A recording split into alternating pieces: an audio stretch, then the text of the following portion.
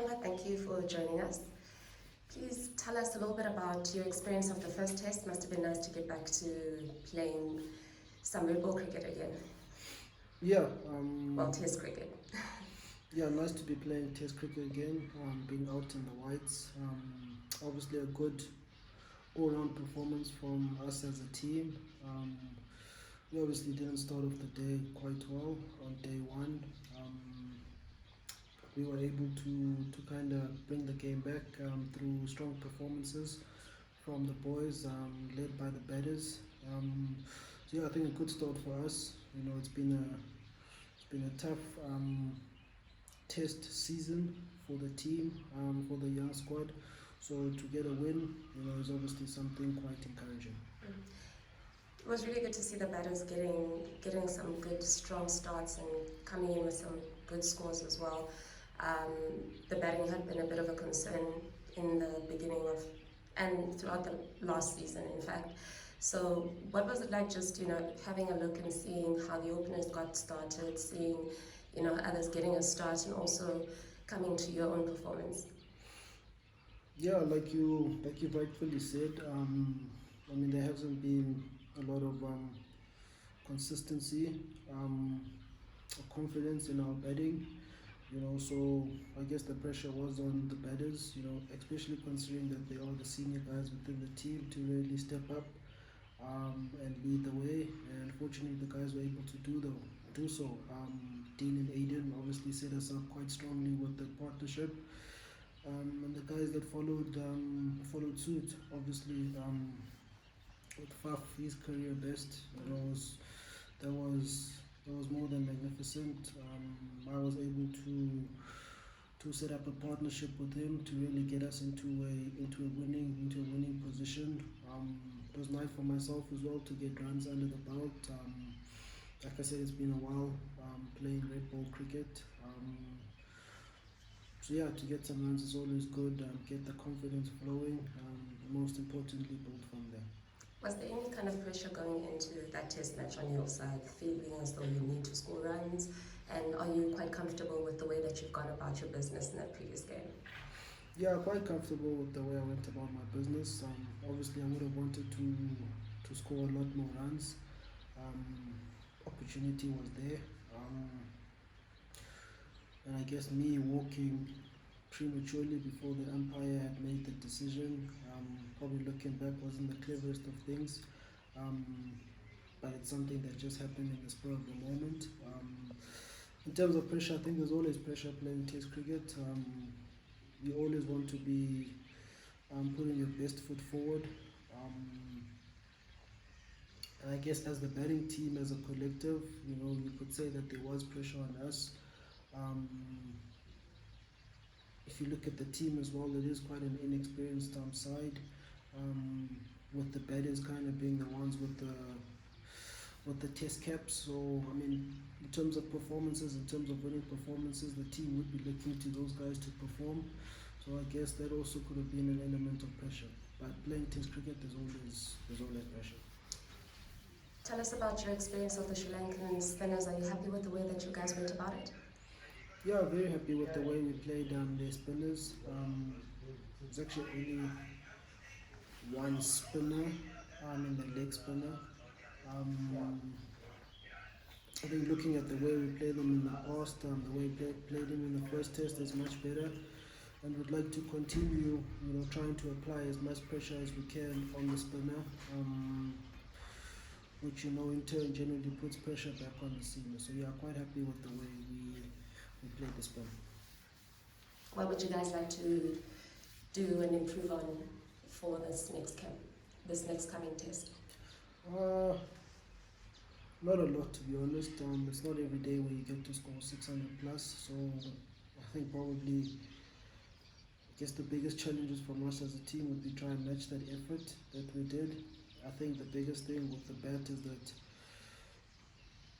the guys who got in, the guys converted, took the opportunity, more specifically in FAF. So I think the challenge would be the batters again. If someone does get in, make sure that you do go and get a big score to really put the team in a good position. And I think from a bowling point of view, I mean, first innings, to be honest, wasn't our best bowling effort. Um, but second innings was a total different effort. So I think from a bowling point of view would be to bowl from our second innings effort in terms of the discipline, in terms of the intensity, in terms of the ruthlessness we showed, and yeah, just try and get better from there. What is the advantage for South Africa playing in the high felt and particularly playing at the Wanderers? Uh, I guess Centurion Wanderers quite similar.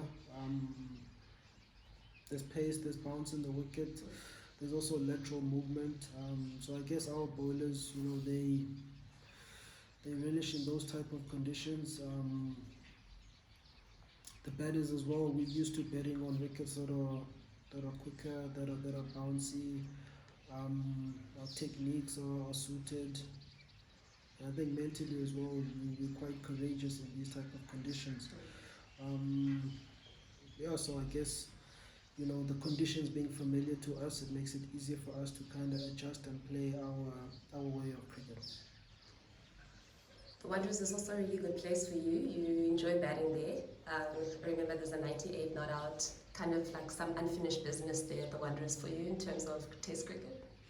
Yeah, Wanderers is where everything. That's where everything started for me. Wanderers, playing first class cricket for the Lions. Yeah, there's good memories for me at the Lions, and I guess in this next test I'd like to create more memories. You're all right in saying that there is a feeling of unfinished business per se. So I think if the opportunity is there again to get in and get some runs, I would like to do so and make it count. There's some really exciting youngsters in this team, particularly in the batting unit. In the bowling unit. Vian is back. Ruto got his Test cap. And you're dealing mostly, as you mentioned a little bit earlier, with people that have got very little experience of Test cricket. The most experience in Tests in this team is with the batting unit. So what has it been like navigating through and having conversations with youngsters like Vian and Ruto and all the other guys that have come in, all the new faces in the team? Yeah, so I think, like you said, our bowling attack is quite experienced, but in saying that there is a lot of skill amongst those guys, so there's no compromise from that point of view. I think a lot of the chats that we have with the guys is more from a mental point of view, how they get themselves in spaces where they can put their best foot forward. Chatting and working with guys like Vian, guys like Luto, is easy. These guys they're eager, they're keen to learn, and they're always trying to suck as much energy or information as they can. It's also nice as a player, being seen as a senior player amongst the team, and that it gives you an opportunity to kind of just defocus from yourself, forget about all the external pressures, if I can say, and really give to the team in another way. Yeah. Quinton spoke about you as one of the leaders in the team that he taps into. Do you enjoy that leadership position and that responsibility? Yeah, I enjoy it.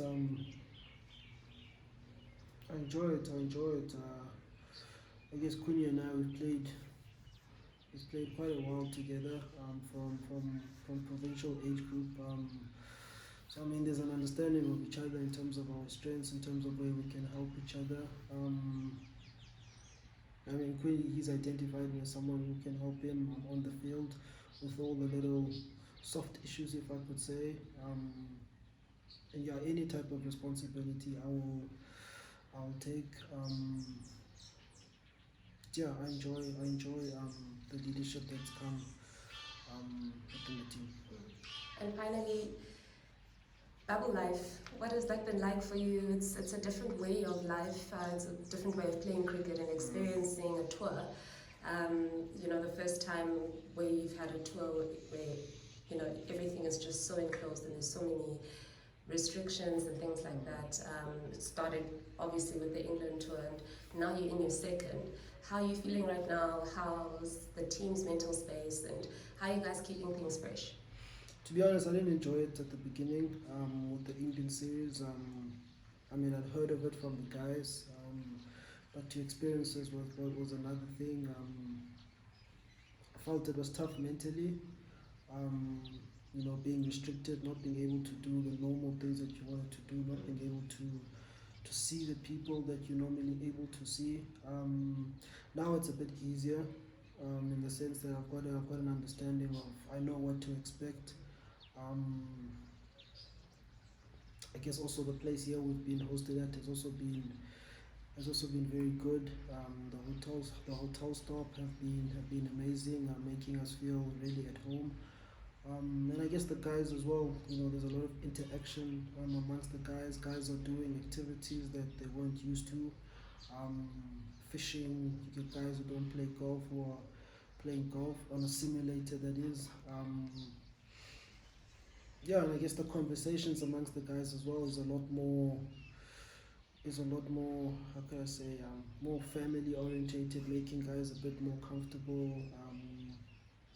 But yeah, bubble life is bubble life. I guess it's gonna be with us for quite a while. And I guess we're gonna have to find ways of getting more used to it.